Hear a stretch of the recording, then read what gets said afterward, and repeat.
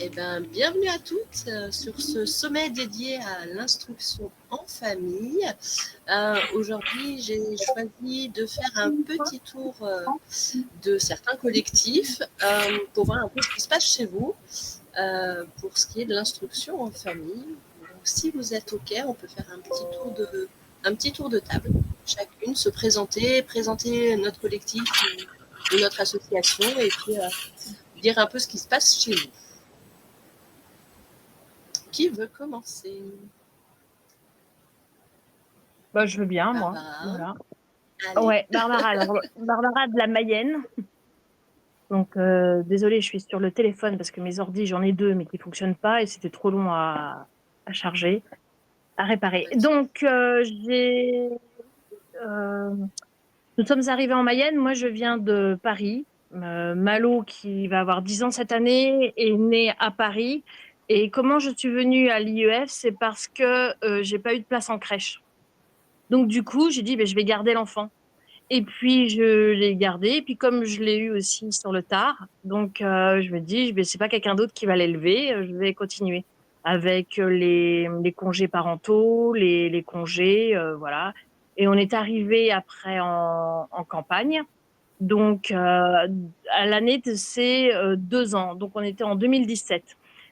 Et donc là, je m'étais renseignée, l'instruction obligatoire à partir de 6 ans. Oh super, la maternelle, je vais faire la maternelle avec mon enfant à la campagne. Génial comme environnement, on passait de la ville à la campagne, donc super. Et puis en 2018, coup près, obligation d'instruction à partir de 3 ans. Donc, en Mayenne, la préfecture, c'est Laval, 53, là, je l'ai marqué, là. 53. Et en fait, il n'y avait rien sur l'IUF. Je suis à 5 kilomètres de la Bretagne. Et la Bretagne, ils sont assez, il y avait un grand rassemblement, mais c'était assez loin. Et comme moi, je venais d'arriver, je connaissais pas trop. J'ai dit, c'est comme, ça n'existe pas, t'as qu'à l'inventer. Alors du coup, j'ai créé le collectif sur Facebook, donc ça s'appelle Collectif IUF Mayenne. Et on est là maintenant au bout de, j'organise la non-rentrée, la 9e non-rentrée en septembre, le 2e jeudi du mois de septembre, dans un bois à Laval. Donc on est dans la nature, en bois à Laval. Et donc ce collectif-là a commencé en 2018 et après il y a eu toutes les annonces, les discours et donc on s'est dit pour aller manifester, parce que j'ai fait des manifestations en mon nom propre avec les RG qui m'appellent pour savoir si c'était dangereux, si on allait être statique, si on allait être mobile. Alors j'ai dit je vais pas prendre la responsabilité pour tout le monde, donc on va faire une association. Donc on a essayé de monter une association avec différentes mamans qu'on se retrouvait. Donc il y a eu un mauvais démarrage parce que après il y a problème de personnalité qu'on peut rencontrer partout, hein, c'est tout à fait humain. Donc du coup j'ai mis entre parenthèses et en 2021, donc on a commencé en 2019. En 2020, on avait signé quelque chose, mais j'ai changé. En 2021, on a repris donc maintenant une association avec des abonnés, enfin non, des adhérents, des adhérents. Et puis on tourne à peu près à une dizaine de familles. On est un noyau dur, donc comme on représente un collectif ou une association, on est plus facilement interviewable ou rencontrable par rapport aux élus. Donc là, on fait des rencontres. On a vu tous les députés et sénateurs de la Mayenne. Donc il y a 5 représentants, 2 sénateurs, enfin une sénatrice. Elle est même venue chez moi. Elle savait pas ce que c'était l'instruction en famille. Elle tombait des nues. L'autre sénateur était très ouvert. Je l'ai eu qu'au téléphone. C'était au moment du Covid. Et après, les 3 députés, il y en a 2 qui sont assez sollicités et la 3e qui est pro-IEF parce qu'elle a fait l'IEF quand elle était petite. En fait, elle a pas fait la maternelle et elle était malade quand elle était en maternelle. Donc, elle pense avoir fait l'IEF. Donc, moi, je pense que c'est pas tout à fait ça. Et comme elle suit le groupe politique du président, donc elle est pro-anti-IEF. Pardon, je crois que j'ai fait une bourde. Elle est pro-anti-IEF. Donc, du coup, je la sollicite plus. Ça a été ma première expérience. Ça ne m'intéresse pas parce que chaque argument était contre-argumenté par des arguments que nous, on ne cautionne pas, quoi. Voilà.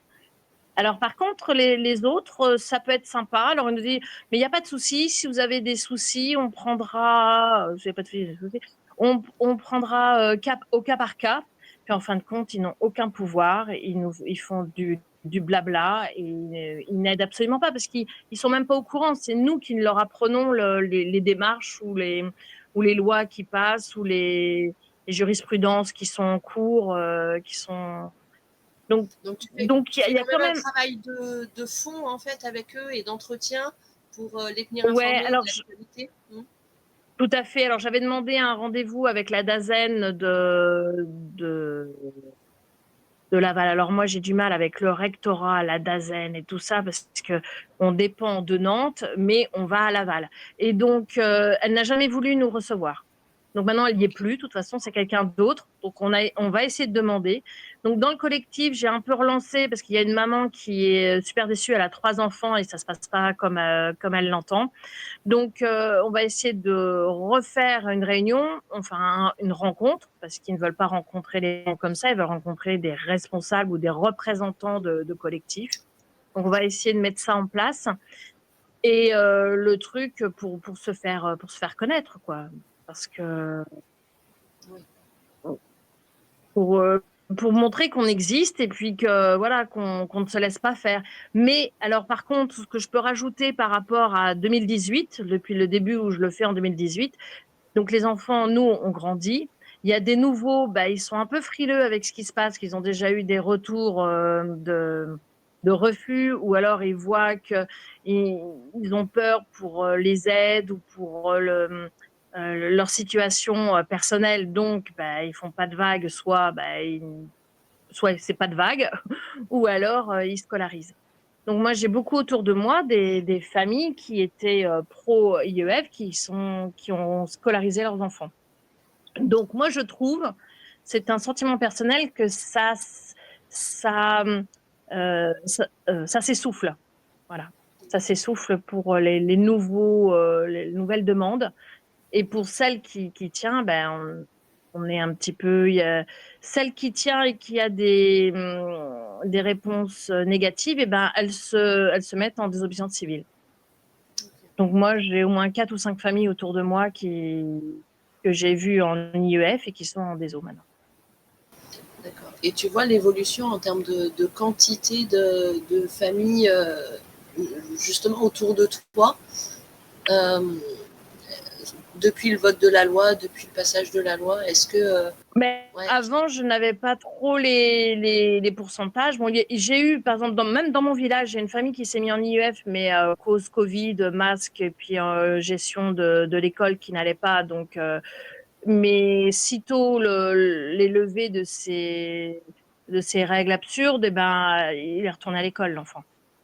Et puis, il ne comprenait pas l'IEF, comment c'était fait. Les 2 parents travaillaient, n'avaient pas le temps d'encadrer l'enfant. Et puis, ben, c'était pas évident.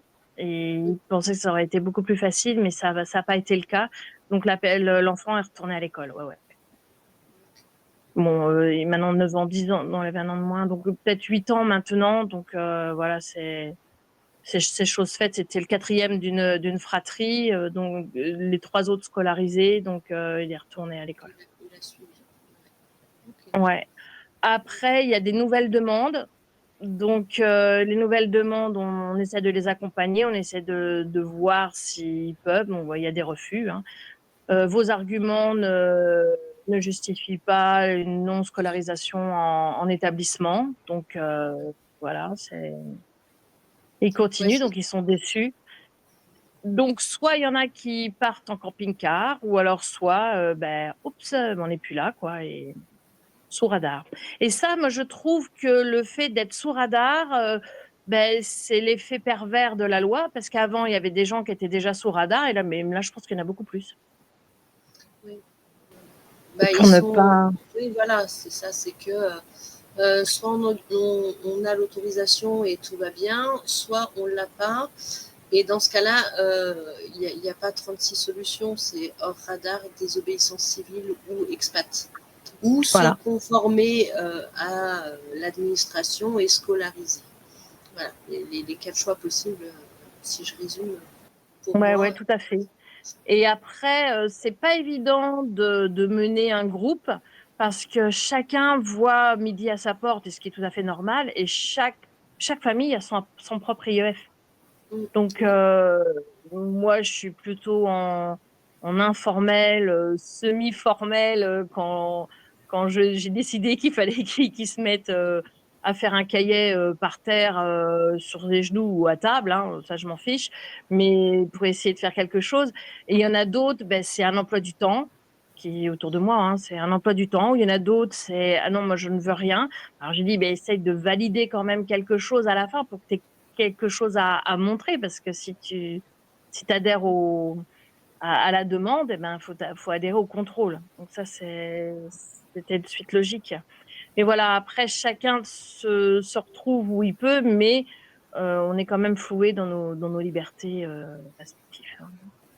Respectives. Non, non, c'est pas évident. Alors moi, je suis toujours au taquet, je suis toujours dans la gestion du collectif. Et on essaye de faire, mais alors il faut aussi remarquer que comme les enfants grandissent, il y a de plus en plus d'activités qui sont faites, et ben les emplois du temps sont de plus en plus, il y a beaucoup moins de trous. Je vois qu'on ne pouvait plus se rassembler en enfants maternels et CP-CE1 par exemple, parce que c'était moins contraignant. Maintenant que moi c'est quoi, je suis cycle 2, oh, alors les cycles aussi, moi ça, oh, je m'insupporte. En cycle 2, bah, c'est pas évident, hein. Les familles, elles ont 3-4 activités par enfant chaque semaine, et bah, pour se retrouver. Alors qu'avant, il faisait froid, il pleuvait, on était dehors dans les parcs, à la tyrolienne et tout ça. C'est fini ça. Ah, je vois un changement. Je sais pas ce que pensent les autres mamans, mais je vois vraiment un changement de rencontre de famille en IUF. Bah, le fait qu'il y ait moins aussi de personnes en IEF, c'est vrai qu'il y a moins du coup d'énergie, etc. Hum, hum.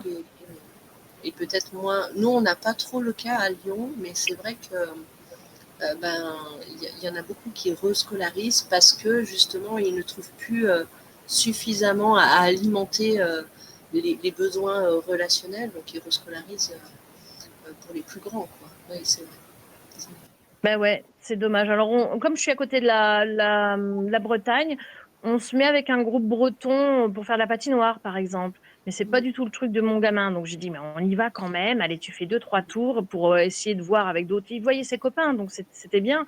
mm. Après, c'est la piscine où il y a des plans d'eau. J'ai essayé plusieurs fois de faire une sortie au plan d'eau où on allait voir 2-3 fois par mois quand il faisait beau les années précédentes. On n'a pas encore réussi cette année. Donc, voilà. C'est c'est vrai que c'est le nombre baissant, ça diminue dans l'organisation et après on devient un petit peu personnel, donc individuel, et on essaye de se protéger ou de se défendre face à la loi, mais tout seul. Donc moi, je suis toujours là pour quand il y a des familles qui me demandent, il y a pas de problème. Mais je vois que même il y a un groupe comme la Mayenne, elle est séparée un peu par l'autoroute, donc ça fait Mayenne du Nord, Mayenne du Sud, et Mayenne du Nord, ils ont un petit groupe aussi qui sont qui sont qui sont assez actifs, mais les enfants grandissent aussi, Oui, donc c'est ça. ça commence à diminuer. Ouais. Mm, ouais. Donc voilà pour mon expérience. Ok, on passe le relais. Oui. Qui est motivé? Emma, Ambre. Ambre, Emma, oui, Ambre. Ambre, prends le ou pas. Ambre, coucou. Ouais, coucou. Donc moi je suis Ambre, je suis maman de 3 enfants, donc de 7 ans, 3 ans et 1 an.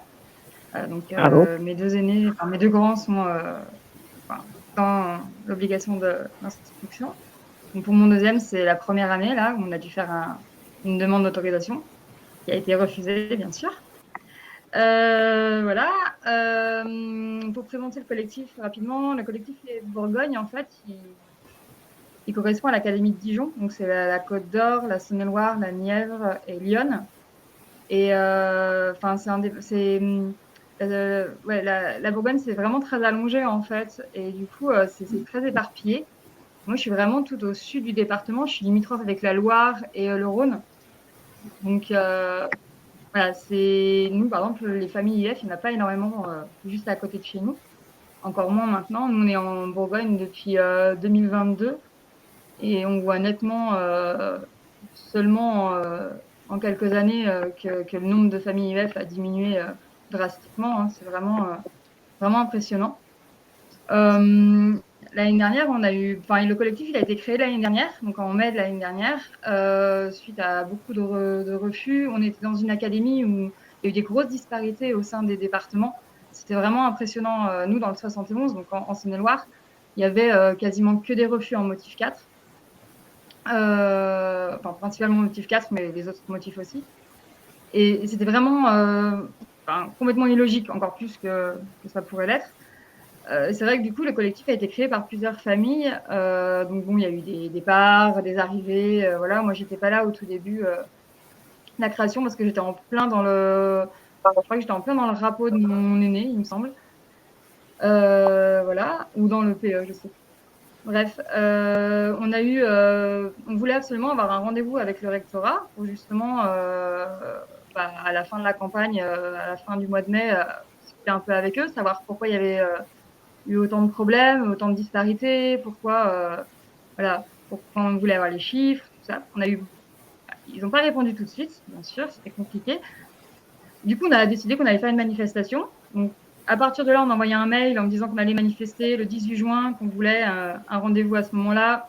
Je pense que le mot manifestation a fait son effet parce qu'on a eu une réponse très rapidement et on a obtenu un rendez-vous. Pendant le rendez-vous, c'était très cordiaux, hein, ça, il n'y a rien à dire. On voit qu'il y a quand même des lacunes au niveau de la connaissance de la loi, parce que franchement, par exemple, ils étaient persuadés que le motif 3 était seulement pour itinérance, pour raison professionnelle. On a dû leur dire que ce n'était pas forcément le cas. Ils avaient quand même beaucoup de mal à comprendre pourquoi on demandait l'IEF, pourquoi, voilà. Donc, ils nous ont quand même donné les chiffres. On a dû batailler un peu. Je pense qu'ils ont été étonnés parce qu'ils ont vu trois femmes arriver. Ils ont dû se dire c'est bon, elles ont leurs enfants. On va vite on sait ce qu'on a à dire. Et puis, du coup, on savait aussi, on connaissait notre sujet, donc ça a dû leur faire un peu bizarre. Mais voilà, c'était cordial, mais sans plus. Enfin, on savait très bien que de toute façon, le rendez-vous, c'était surtout pour avoir une base et on voulait prendre contact avec eux et amorcer quelque chose.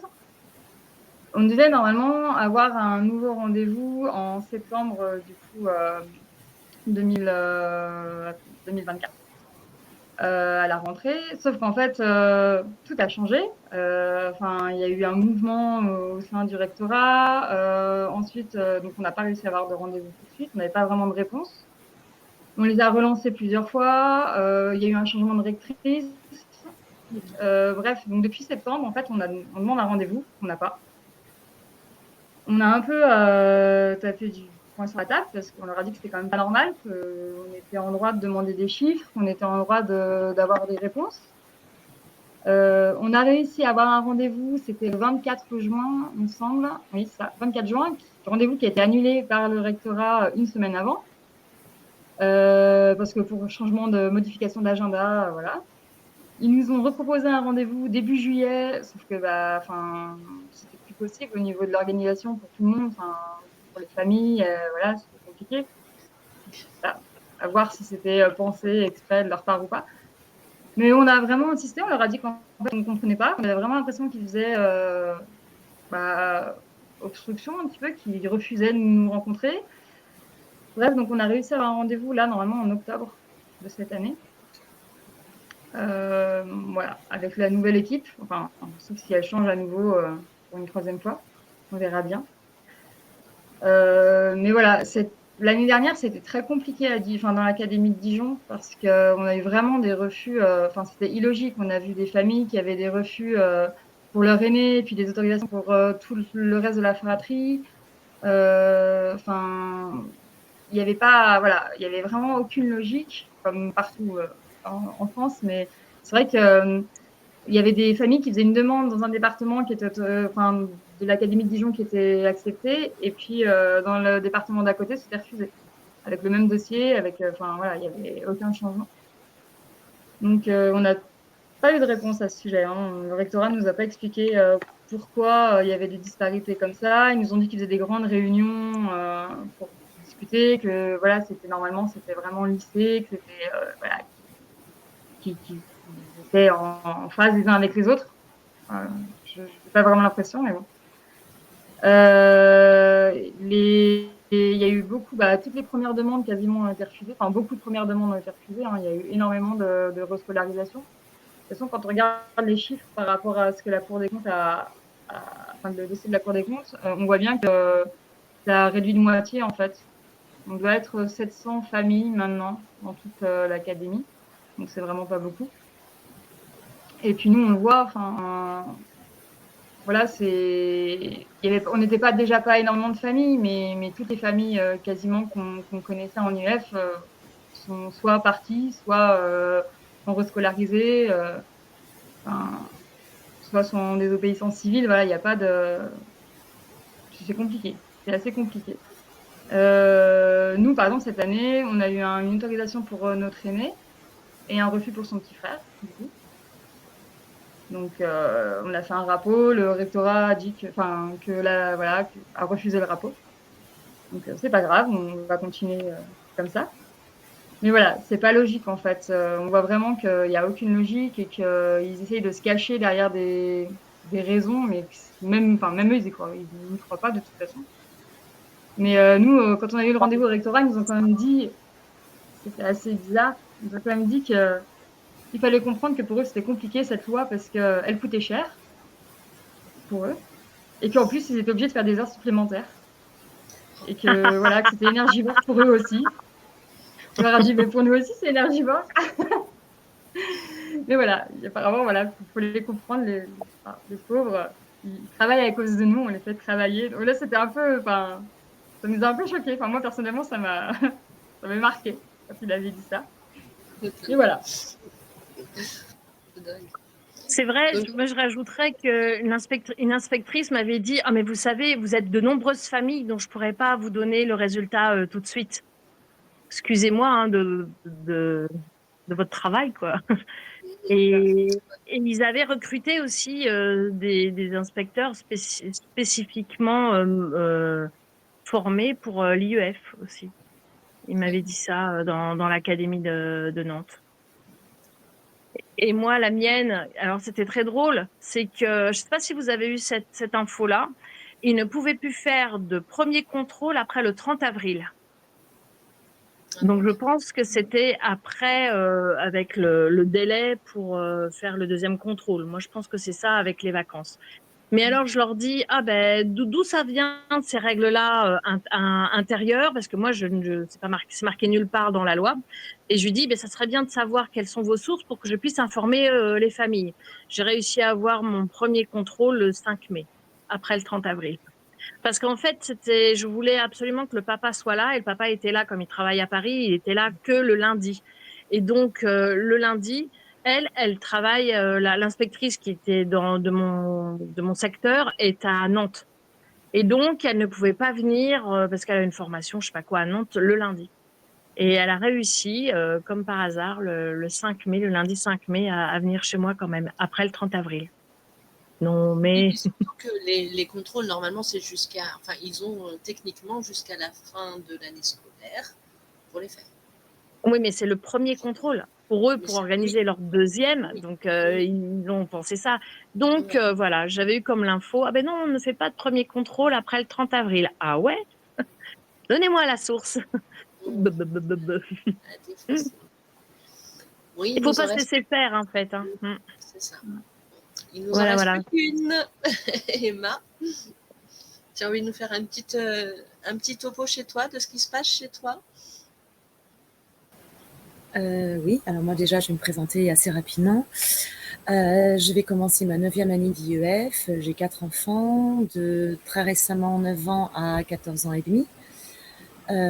Donc j'ai connu la loi de l'instruction obligatoire de 6 à 16 ans, puis j'ai connu l'instruction obligatoire de 3 à 16 ans, et donc maintenant l'école obligatoire avec dérogation pour ceux qui veulent garder leurs enfants à la maison. J'étais tranquillement à vivre ma vie d'IEF jusqu'au 2 octobre 2020. Et là, je me suis dit qu'il fallait faire quelque chose. Donc, je suis rentrée chez Félicia. Et j'y suis toujours. Et j'ai donc fait tout ce que j'ai pu avec toutes les familles partout, de Félicia, Uni, Leda, etc. On s'est battu quand même jusqu'à la promulgation de cette loi. Et donc, je suis toujours chez Félicia. Et après, je me suis dit que, bon, au niveau national, voilà, j'avais participé, j'avais essayé de faire tout ce que je pouvais pour empêcher cette privation de liberté. Et l'année dernière, je suis rentrée, j'ai fait un passage rapide dans une association locale pour des raisons, on va dire, de compatibilité de caractère.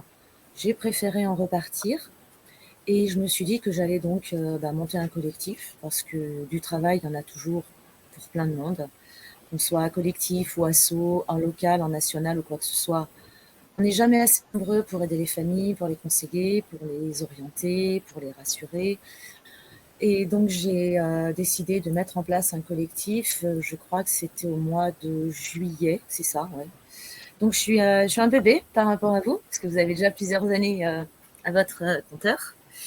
Et pour l'instant, on n'a pas encore d'action, on va dire, au niveau public, au niveau de la DSDEN ou du rectorat.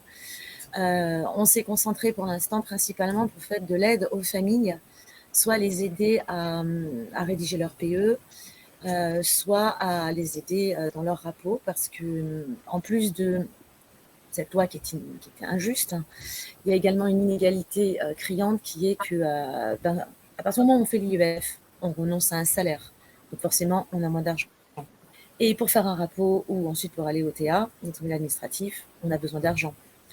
Donc des familles qui sont déjà à faire des efforts financiers pour pouvoir garder leurs enfants, les instruire, ne peuvent pas se payer d'avocat. Donc mon idée, c'était ça. C'est à partir du moment où j'ai pu avoir pour les miens, l'année dernière, je l'ai eu en avril, mes 4 autorisations en motif 1. Parce que voilà, j'ai de quoi faire, et je le signale depuis des années au moment des contrôles. Je me suis dit que j'allais m'occuper des autres, voilà, j'allais aider, et cette fois en local, en proche, au niveau de mon académie de Gironde. Alors nous, en plus, on a quelque chose de particulier, c'est-à-dire qu'on a ma DSDEN, qui est la Gironde, on est 5 départements de l'Académie de Bordeaux, et on a un super rectorat. On est la seule région de France à avoir ça. Savoir en fait, le recteur du rectorat de Bordeaux est également recteur en fait de toute la Nouvelle-Aquitaine. Donc c'est une super région qui est encore plus énorme, qui a un découpage qui est vraiment exclusif. C'est-à-dire le recteur de Bordeaux, mais également le recteur pour Limoges, et également le recteur pour, j'ai toujours du mal à me souvenir de l'autre partie, c'est Poitou-Aquitaine et Limousin, voilà. Et ce qui fait que c'est quelqu'un qui est quasiment injoignable, quasiment inatteignable. On a aussi une histoire par rapport à notre DSDEN en Gironde. Alors nous venons d'en changer. Et c'est toi, Elisabeth, qui a récupéré notre magnifique Dazen. Un vrai bonheur, cette femme. On te remercie qui était anti-IEF. Merci. J'y suis pour rien, voilà. Mais c'est vrai que voilà, elle a toujours été anti-IEF, et donc elle n'a jamais voulu rencontrer personne, elle n'a jamais voulu communiquer quoi que ce soit. Donc on est dans une culture déjà en Gironde de personnes qui gardent beaucoup d'informations, en fait on n'existe pas, voilà, c'est plus simple. Ils nous ignorent. Quand on veut écrire des mails, quand on leur écrit des mails et qu'on demande des rendez-vous ou de rencontrer, ils envoient souvent quelqu'un d'autre, c'est-à-dire quelqu'un qui est soit le référent IEF, soit quelqu'un qui est du service scolarité. Enfin bref, en gros, on n'a absolument rien à faire de nous. Et donc, on est en train de s'occuper sur ce plan-là, justement. On est en train de doucement avancer pour essayer d'avoir des rendez-vous. C'est très compliqué parce que voilà, ils ont une politique, même avec le nouveau d'Azen que l'on a, je pense qu'il va suivre la même politique, c'est-à-dire un peu rien à faire de nous.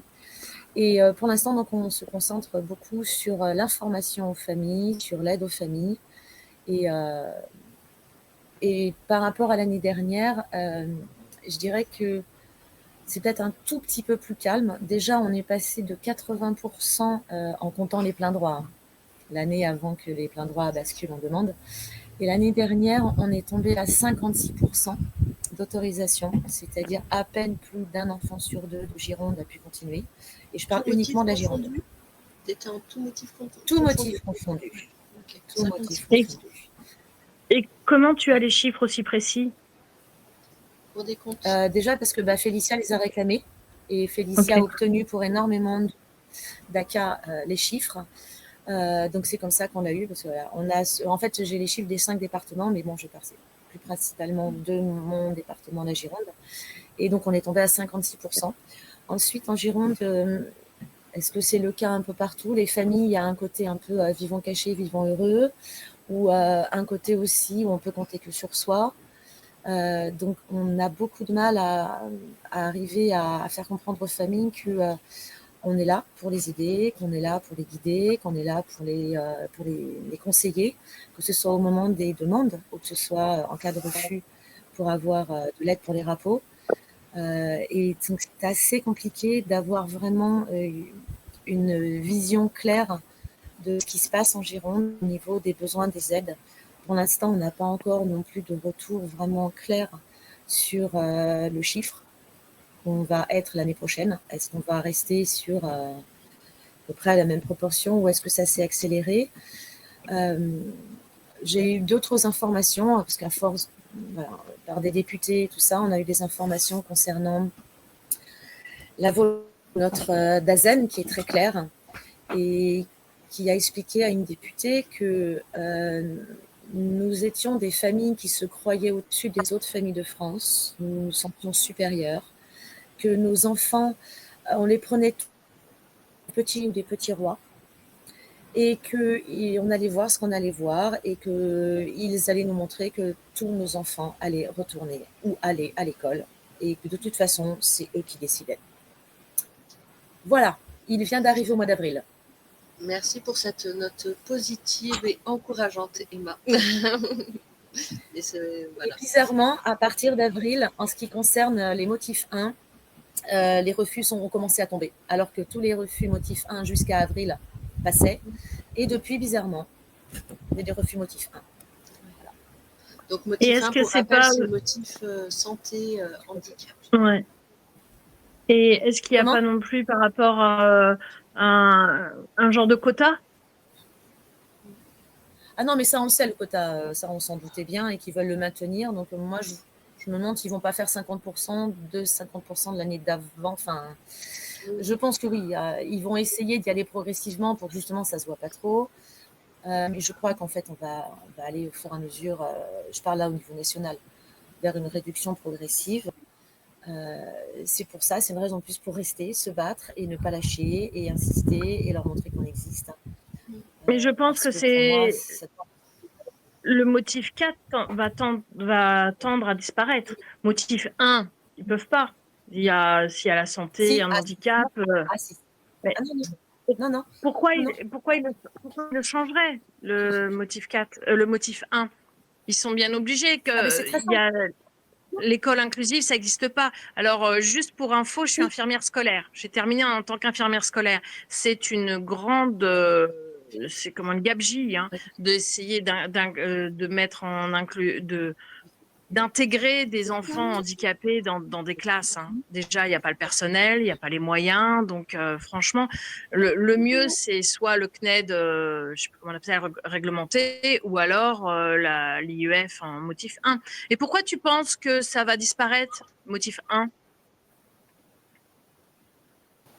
Alors, c'est Emma? pas je pense que ça va disparaître. Il a clairement été dit que le motif 1, et ça, ce sont des consignes que j'ai pu recevoir, et j'ai 4 médecins scolaires qui ont dit la même chose à différentes familles, à savoir qu'il y a des consignes qui ont été données, que l'école étant inclusive, à partir du moment où ils ont sorti les vade-mecum sur les enfants TND, les enfants TSA, les enfants HPI, désormais l'école étant inclusive, je parle toujours sur le papier, je ne parle pas de la réalité, je parle de leur vision. À partir du moment où l'école est inclusive et qu'elle est faite pour accueillir tous les enfants vont donc aller à l'école. Et je peux le constater, j'ai eu une augmentation, j'en ai jamais eu autant.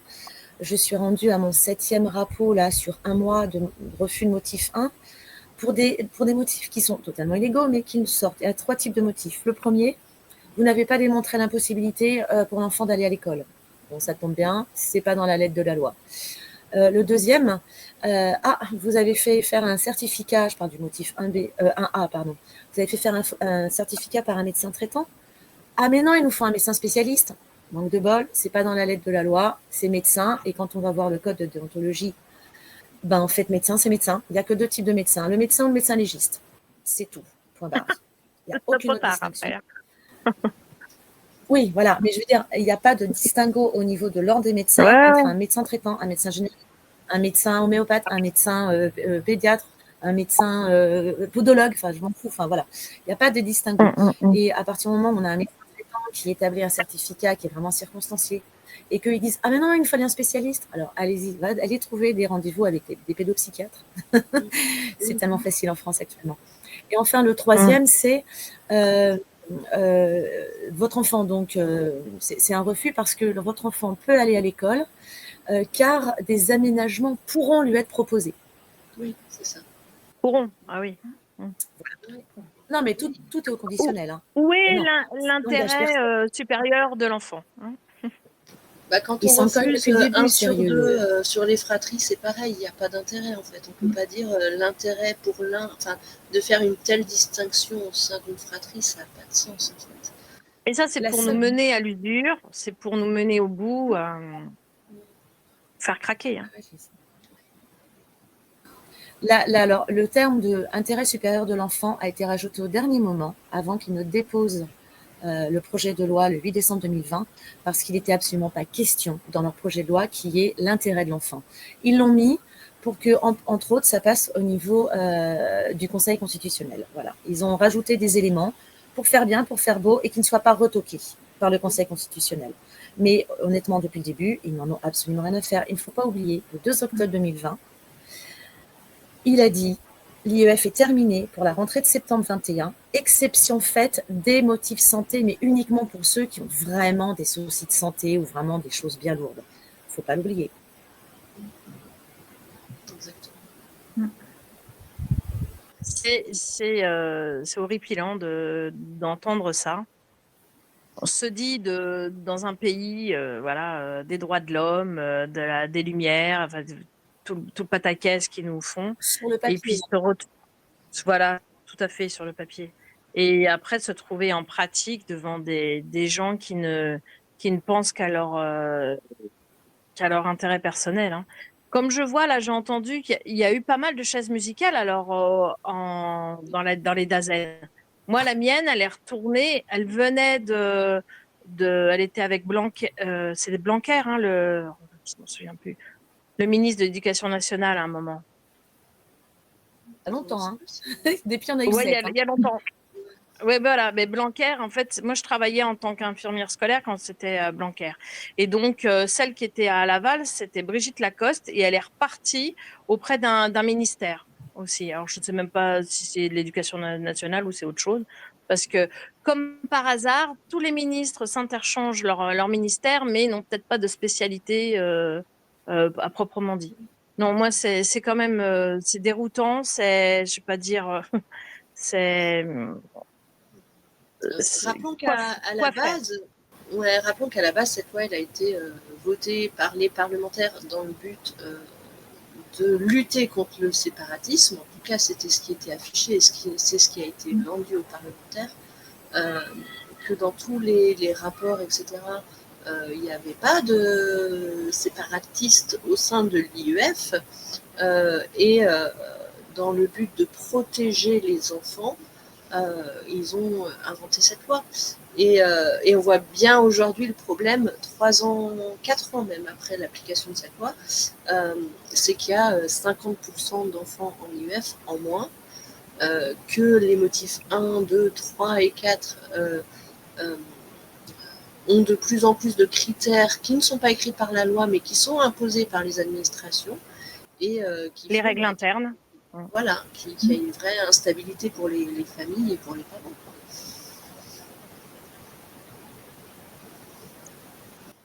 Alors, c'est le pot de fer contre le pot de terre, parce qu'ils sont quand même plus nombreux que notre minorité, limite agissante ou pas, non, plutôt qui essaye de réveiller le. Et puis, on est aussi contre l'opinion. Donc, ça, c'est pas évident non plus. Oui, parce que l'image de l'IEF, c'est une maman qui est enfermée à la maison avec son enfant et qui joue à la maîtresse, entre guillemets, hein, je l'ai re-entendu hier. Et cette image un peu d'enfants coupés du monde, etc. Alors qu'en réalité, enfin, je ne sais pas vous dans votre pratique personnelle, mais en réalité, c'est tout le contraire. Ce sont des enfants qui sont tournés vers l'extérieur, qui ont des activités plus que les enfants scolarisés et qui profitent au quotidien de visites, de rencontres, d'activités, d'ateliers pour rencontrer d'autres enfants, d'autres adultes de tout milieu, de toute catégorie sociale et qui apprennent comme ça.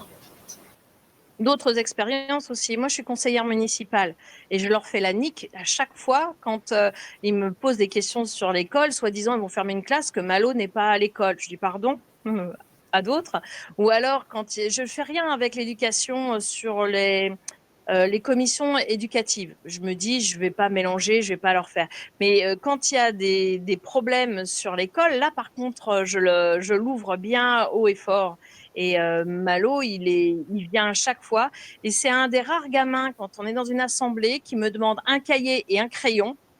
Et il va dessiner quelque part. Je ne l'entends jamais. Il est jamais là en train de courir ou de crier, contrairement à des enfants qui ont besoin de s'évader ou de s'exprimer. Je suis même allée un jour à une rencontre, non, une réunion de Comcom. Le gamin était par terre avec ses crayons de couleur. Le président de la Comcom l'avait même pas vu. Il y a un enfant ici.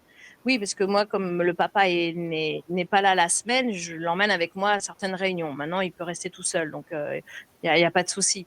Mais c'était surprenant quand même. Quand on lui demandait t'es dans quelle classe, il fait mais je ne vais pas à l'école. Si je l'étais, je serais dans cette classe-là. Alors il y a les gens autour qui s'étonnent. Donc ça c'est anecdotique, mais je ne comprends pas. Enfin si je comprends parce qu'on est on est dans un monde inversé de toute façon, donc la liberté ça n'existe plus. Mais pour essayer de faire valoir nos droits, eh ben, ça en coûte parfois la santé. Hein. Moi, j'en suis une preuve. C'est pas évident. Donc, je me dis, est-ce que ça vaut le coup? Moi, le papa, ils ne veulent pas. On s'en fout de leur autorisation. On fera comme on l'entend. Donc, même moi, je pourrais être là, je suis en motif 4, comment ça s'appelle? En pédagogique, en suivi pédagogique, c'est-à-dire qu'on a fait ça depuis tout le temps, donc je vois pas pourquoi on changerait maintenant. C'est un peu des arguments que je mets dans la demande en disant qu'on est des parents éclairés et citoyens. Oh, ça leur faut un petit peu, ça les dérange un petit peu. Mais il me dit, si on les demandera pas, tant pis, on fera autrement. On a réussi jusqu'ici, on va continuer. Mais je me demande jusqu'où on va pouvoir tenir quand même sans qu'il y ait d'impact sur la famille, sur la cellule familiale et sur la famille, sur les proches. Parce que, voilà, c'est comme a signalé, je sais plus qui, une de vous trois, les sacrifices, un salaire en moins, les sacrifices que l'on fait et la présence qu'on a vis-à-vis des enfants. Donc là, j'ai entendu 2, 3, 4 enfants. Bon, moi, j'ai eu la chance d'en avoir un après plein de déboires. Donc, je reste humble face à ma charge de travail. Bon, c'est pour ça que j'aide les autres. Ouais, c'est vrai qu'avoir faire l'IEF, c'est souvent un sacrifice financier, mais c'est aussi un vrai choix en fait. C'est pas un choix, c'est un choix mesuré, pris en conscience en fait. Mais Voilà. je trouve aussi que c'est assez hypocrite quand on dit, j'en en a parlé là du concept l'intérêt supérieur de l'enfant, c'est aussi l'intérêt supérieur de la famille. L'enfant, il évolue dans une famille et c'est l'organisation de la famille. Faut arrêter de se leurrer en disant c'est l'enfant roi. C'est eux qui nous plombent l'ambiance en nous disant c'est l'enfant roi, l'intérêt supérieur de l'enfant. Mais c'est quand même la famille. Moi, je pourrais aussi prôner le motif 3, l'éloignement ou l'itinérance. Parce que moi, je suis domiciliée à Paris et le papa est domicilié en province. Donc, du coup, ben, l'enfant, il suit ses parents. Et d'ailleurs, sur la loi, je trouve ça aussi totalement incongru, c'est que l'enfant doit suivre ses parents. Et donc, si les parents s'absentent, ben, l'enfant devrait s'absenter d'une scolarisation, quoi. Et donc, après, on est sanctionné sur l'assiduité, mais la loi dit que l'enfant suit ses parents, ses responsables légaux. Et j'ai vu passer aussi un truc incroyable, c'est-à-dire qu'il y a des parents en itinérance, les deux. Donc, dans le rapport, c'était proposé de donner la responsabilité à un tiers pour que l'enfant puisse se faire scolariser. Tu l'as vu dans un rapport, ça? Je l'ai vu passer. J'ai vu passer la remarque. Mais je trouve ça mais hallucinant. Donc, l'enfant, comme comme nous, on a dit... eu des... Pardon, vas-y. Non, je disais, on a eu des refus pour itinérance. On disait aux parents, mais vous pouvez scolariser tous les 2 jours dans des écoles différentes, voire tous les jours dans des écoles différentes. Bien sûr. C'est sûr que l'enfant, ça va être génial. Et puis, même les écoles, à ce moment-là, même si on pense au niveau administratif, il n'y a aucune logique déjà par rapport à ça. Et puis, bon, l'enfant, n'en parlons pas, c'est encore pire. Quoi, non, mais c'est... Donc, il conseillait à l'enfant de changer d'école tous les 2 jours. Voilà. Ouais, voilà. Ouais. Au gré des déplacements des parents, en fait. Ouais, voilà. Donc, bravo. Alors déjà, ils nous sucrent... Ils sucrent les aides ou ils sucrent des droits qu'on pourrait avoir parce que on suit quelque chose qui est légal mais qui ne leur convienne pas, on est sucré. Puis après, on nous dit ce qu'il faut faire en étant. Moi, j'ai du mal. Hein. Franchement, j'ai du mal. J'ai du mal de me taire. J'ai du mal de. C'est de la maltraitance psychologique de toute façon. Parce que l'IEF, c'est prenant, c'est un choix, c'est quelque chose qu'on fait en conscience, comme on a dit. Pour nos enfants, mais depuis cette loi et tout ce qui en découle, c'est de la maltraitance psychologique. Enfin, moi, je vois, quand j'ai eu le refus l'année dernière pour mon fils, je me suis sentie très en colère, et après, ça m'est tombé dessus, je me suis sentie coupable, je me suis sentie mal, alors que je savais très bien que j'étais pour rien, mais il y a quand même eu tout ça. Bon, là, cette année, tant pis, je m'en suis fichue, mais l'année dernière, c'était violent, et j'ai vu tellement de parents, en fait, dans cette situation-là, qui se sentaient, mais mal, qui faisait que pleurer. Ah non, mais je suis d'accord. La violence, moi j'ai eu un contrôle négatif l'année dernière. Oh, ça a été violent pour moi aussi. Tout ça parce que Malo n'écrivait pas en cursif, mais c'était pas le moment. Il l'a fait après. Même moi, j'ai même après forcé, tempêté pour qu'il tienne un crayon. Maintenant, il ne fait que ça. Il n'écrit qu'avec son crayon et moi ils me l'ont refusé parce que l'écriture n'était pas fluide. Il faudrait qu'il tienne mieux, qu'il apprenne. C'est marqué déjà nulle part. J'ai beau leur dire le côté cursif, c'est marqué nulle part. C'est je disais une coquetterie de l'éducation nationale. Bon, après, c'est clair que l'écriture est plus fluide et mieux parce que bon, on voit bien dans les pays anglo-saxons, c'est en script, c'est un petit peu moins fluide, mais ils écrivent aussi vite. Lui, il écrivait sans faute en bâton. Putain, mais qu'est-ce qu'on peut leur demander? Il avait compris les lettres muettes, il avait compris la séquence des mots. Que moi, je vois, il y a des enfants qui ont 1 an ou 2 ans de plus qui écrivent en fluidité, mais qui ne savent pas séquencer les mots, par exemple. Lui, il avait compris ça, mais c'était en bâton. Non, non, il faut qu'il soit en classe d'âge ou en âge, je sais pas quoi. Il fallait qu'il fasse ça. Moi, je trouve que c'est de la violence. Ça, Oui, c'est ça, parce qu'en IEF, on est soumis au socle commun de connaissances, de compétences et de culture et aux attendus de fin de cycle. C'est-à-dire que alors non, alors attention, je me suis fâchée. Les attendus de fin de cycle, c'est au regard j'étais de en la train loi. de me dire. C'est au regard. Je l'ai mal Au dit. regard, Attends, et ça Sandrine. on peut en discuter. Et ben moi, Ouais. elle m'a retoqué. L'année dernière, je pense que j'ai eu ce retour-là, elle m'a retoqué, donc je l'ai remis dans le rapport en disant au regard, on peut en discuter, mais ce n'est pas des attendus. Donc on n'est pas obligé d'avoir des résultats. Voilà. Et on n'a pas obligation de résultats non plus. plus. Voilà. Emma, corrige ma phrase, c'est on est soumis aux attendus de fin de cycle. On est soumis au socle commun au regard des attendus. Mais c'est au regard.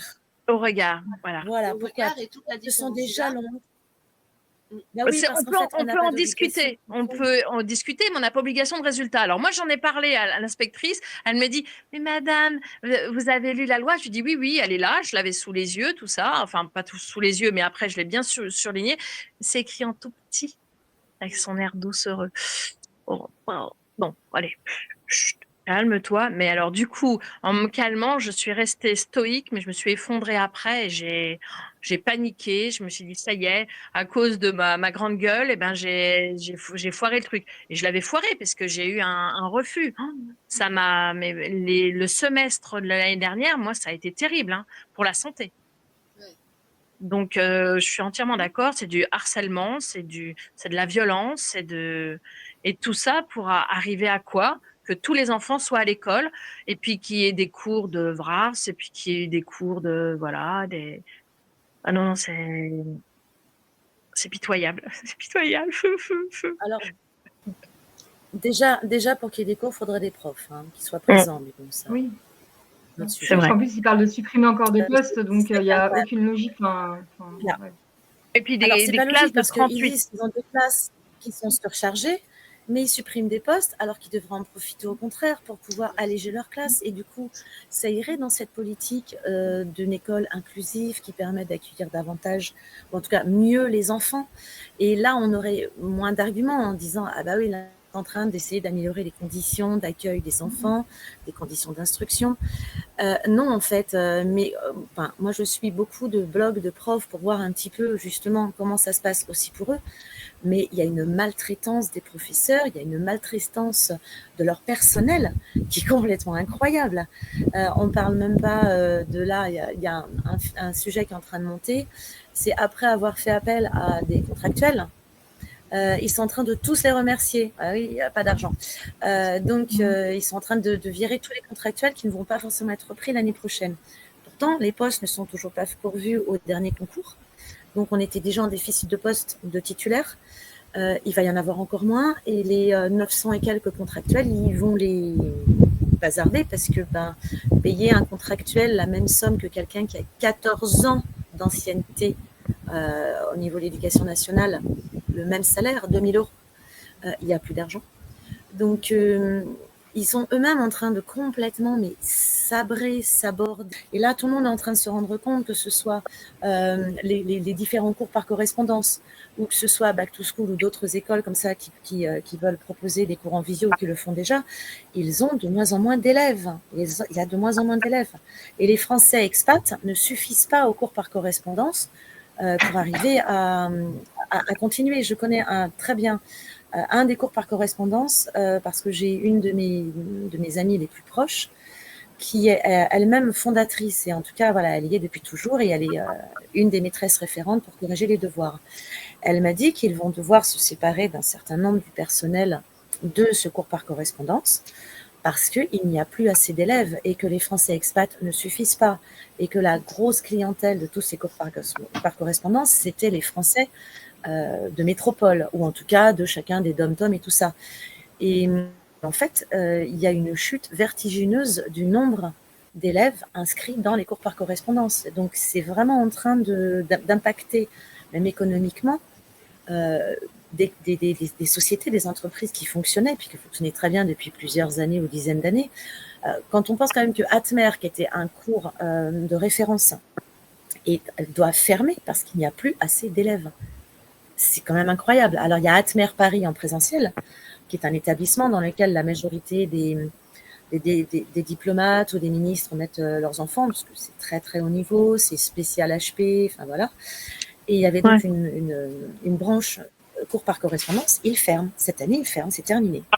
Donc, c'est quand même incroyable de se dire que c'est tout le monde qui a impacté dans le monde de ce qui n'est pas, on va dire, standard, classique. Le pourcentage d'enfants qui sont dans les écoles privées par rapport au nombre d'enfants qui sont dans les écoles publiques, enfin, ça n'a rien à voir, c'est ridicule. Les écoles privées sont très, très peu présentes en France. Je me demande si c'est pas que 20% ou un truc comme ça. Oui, je comprends la démarche, mais je pense qu'il faudrait voir l'évolution du chiffre en quelques années des écoles privées. Je me demande si c'est pas en croissance. Ben, il est pas même ça. Non, il est pas. Enfin, il a un peu augmenté effectivement, surtout à partir du moment où il y a eu la loi CRPR. C'est vraiment ça qui a fait que beaucoup de familles ont compris que si elles le pouvaient, il fallait essayer de monter des écoles, et même du coup hors contrat. Mais Anne Coffinier, qui est de la Fondation Kairos et qui depuis très longtemps a s'occupé de toutes les écoles hors contrat, oui, je connais. Elle dit qu'en fait, ce sont les écoles qui sont désormais embêtées, sont toutes les écoles hors contrat qui avaient augmenté, sont embêtées aujourd'hui. Et comme ils ont mis dans cette loi, il n'y a pas que nous qui avons été impactés avec l'article 49, les écoles hors contrat, il est passé dans cette loi un article qui dit qu'ils peuvent faire une fermeture administrative en 24 heures. Administrative, ça veut dire sans la justifier.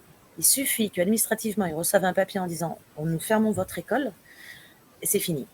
C'est-à-dire les parents ont, l'école 24 heures après. Et donc là, elle lui faisait remarquer que même les écoles hors contrat commencent à être de plus en plus surveillées, contrôlées et qu'elles commencent à être embêtées. Mais on le savait, nous étions garde-fous. À partir du moment où l'IEF tombait, derrière, c'était les écoles hors contrat qui allaient tomber.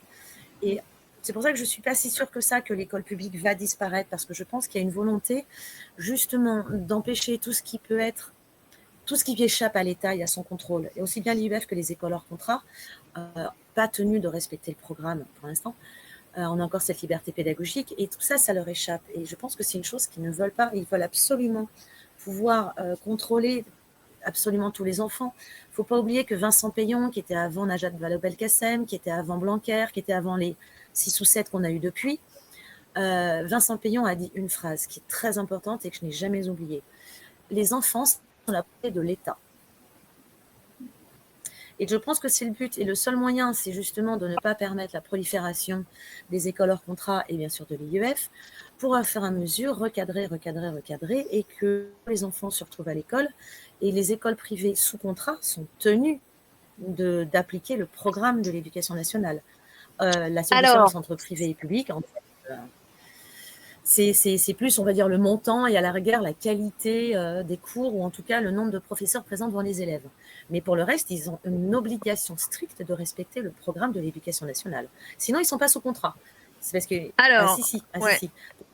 Ils reçoivent l'appellation sous contrat à partir du moment où ils ont signé un contrat avec l'État, et en échange, les salaires sont payés par également, et c'est ce qui fait hurler beaucoup de profs du public qui ne sont pas du tout pro-école privée. Les salaires sont pris en charge. À partir du moment où on signe un contrat avec l'État, on doit respecter le programme. J'ai ma cousine qui est directrice d'une école hors contrat, je dis bien hors contrat, qui a eu un contrôle. Alors tout de suite, elle m'a appelé, elle m'a donné le contrôle. Alors ça, c'est une info qui à retenir ou pas. Le contrôle qui a été donné, donc elle était toute seule face à 5 mecs. Il n'y avait pas de nana. 5 mecs qui sont venus dans l'école, donc dans l'école hors contrat, donc Cato Tradi. Donc là, je mets Cato Tradi. Aucune question n'a été sur le programme, sur le contenu Tout a été sur, je dis des conneries, mais sur la sortie de secours, sur le livret le livre du personnel. Et elle avait 6 mois pour remettre en place tout ça. Donc, ils tiquaient sur la validité d'une carte d'identité. Donc, on voit bien qu'ils cherchent l'époux. Plus Là, l'administratif. voilà, ouais. Et qu'est-ce qu'elle m'avait dit? Elle m'avait dit aussi que il y avait des gamins qui amenaient des bouquins pour pouvoir les partager et qu'elle avait dit non, ben là, faut arrêter, il y a trop de BD, essayez de ramener d'autres bouquins. Et quand l'inspecteur a interrogé l'enfant, il fait non, on n'a pas le droit d'amener des BD. Alors tout de suite, ça a été l'esclandre. Ah, vous empêchez les enfants de lire des livres ou même pour approcher la lecture.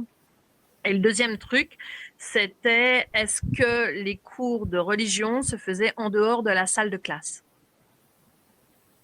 Qu'il fallait qu'ils soient dans une autre salle parce que, ben voilà, pour respecter le côté laïque, le côté, tu vois, les arguments pour vraiment emmerder et puis mettre la pression.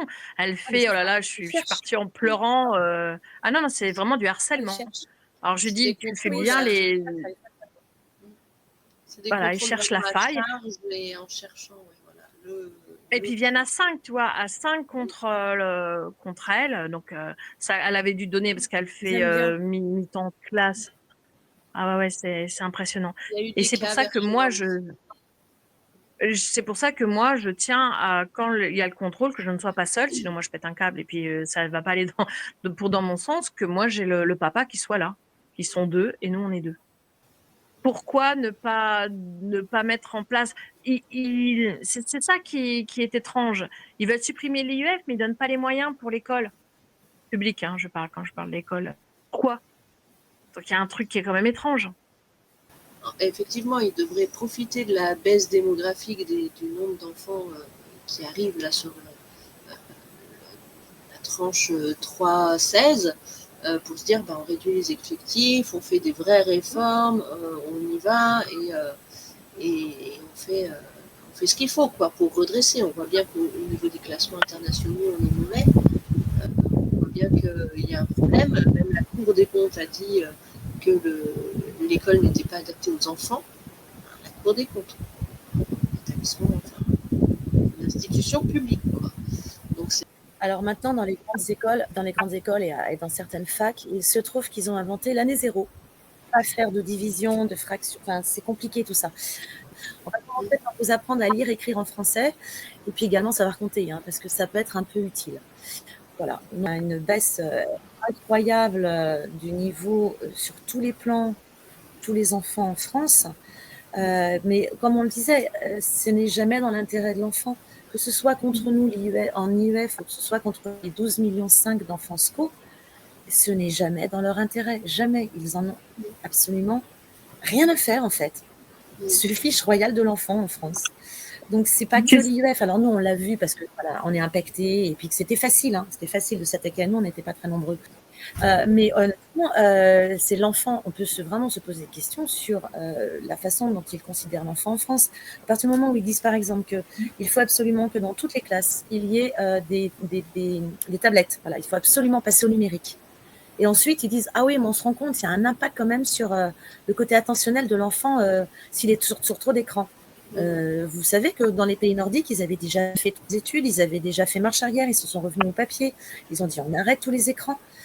Donc il y a toujours un côté, on se dit mais ils viennent de découvrir ce que c'était que l'instruction, ils viennent de découvrir ce que c'était qu'un enfant, ils viennent de découvrir les neurosciences. Enfin, c'est quand même affolant parce que nous, on n'est pas des professionnels à la base, on est des mamans.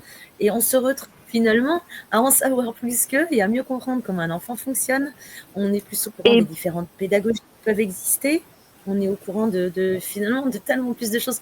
La chronobiologie, enfin énormément de choses. Non, et en fait, ils découvrent à chaque fois, ils font sans arrêt des expérimentations sur les enfants. Je trouve ça incroyable. Mais ils font des expérimentations aussi sur les enfants en IEF. Que tu remarqueras qu'il y a des inspectrices, moi je leur montre des documents qu'ils ne connaissent pas. Et puis parfois des supports, elle fait « Ah, c'est pas mal ça. Ah oui, vous l'avez ». Puis je la vois, hop, qui note la référence. mais il y a eu pas mal de gens, d'inspecteurs IEF qui ont repris certains apprentissages pour transmettre dans les écoles.